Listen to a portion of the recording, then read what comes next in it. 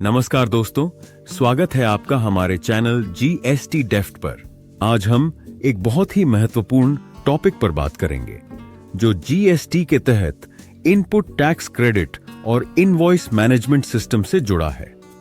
हम चर्चा करेंगे कि आईएमएस पर रिजेक्ट किए गए रिकॉर्ड्स जैसे इनवॉइस, डेबिट नोट्स और क्रेडिट नोट्स को कैसे हैंडल किया जा सकता है। सवाल नंबर 1, अगर रेसिपिएंट ने गलती से इनवॉइस या डेबिट नोट को आईएमएस पर रिजेक्ट कर दिया और उसी टैक्स पीरियड का जीएसटी आरटीआर 3B भी फाइल कर लिया, तो आईटीसी कैसे लिया जा सकता है।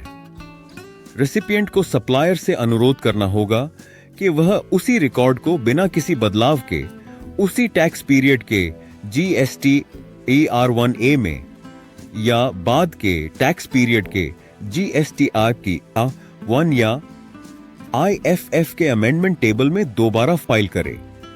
इसके बाद रेसिपिएंट IMS पर उस अमेंडेड रिकॉर्ड को एक्सेप्ट करेगा। फिर IMS पर GSTR2B को रिकम्प्यूट करना होगा। ऐसा करने से रेसिपिएंट को अमेंडेड रिकॉर्ड की पूरी वैल्यू का ITC मिलेगा, क्योंकि रियल रिकॉर्ड को रिजेक्ट किया गया था। नोट: ITC केवल उस टैक्स पीरियड के GSTR2B में उपलब्ध होगा जिसमें अमेंडेड रिकॉर्ड फाइल किया गया है। सवाल नंबर 2, अगर रेसिपिएंट ने मेन रिकॉर्ड को रिजेक्ट कर दिया और सप्लायर ने उसी रिकॉर्ड को उसी टैक्स पीरियड के GSTR 1A या बाद के GSTR 1 या IFF के अमेंडमेंट टेबल में निर्धारित समय सीमा तक दोबारा फाइल किया, तो सप्लायर की लायबिलिटी पर क्या प्रभाव पड़ेगा। ऐसे मामले में सप्लायर की लायबिलिटी पर कोई अतिरिक्त प्रभाव नहीं पड़ेगा। इसका कारण यह है, अगर सप्लायर ने मूल रूप से GSTR 1 या IFF में रिकॉर्ड फाइल किया था, लेकिन रेसिपिएंट ने उसे IMS पर गलती से रिजेक्ट कर दिया, सप्लायर IMS डैशबोर्ड पर या रेसिपिएंट के अनुरोध पर उसी रिकॉर्ड को बिना किसी बदलाव के GSTR 1A में या बाद के GSTR 1 या IFF के अमेंडमेंट टेबल में दोबारा फाइल करता है। अमेंडमेंट टेबल में केवल डिफरेंस को ही ध्यान में लिया जाता है।